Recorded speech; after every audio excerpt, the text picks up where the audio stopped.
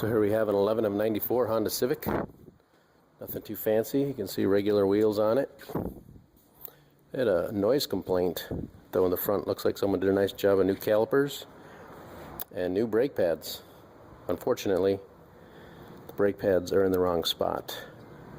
Here's your brake squealer, the part that will let you know when the brakes are worn out by squealing and will make noise, and then you know it's time to replace your brake pads. And it is on the wrong side. This pad should be on the inside. It is actually rubbing and hitting on the wheel, inside of the wheel. So check out the other side. Same thing.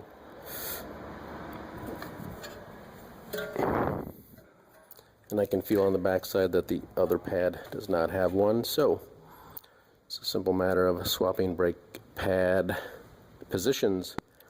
Take care of this customer's noise.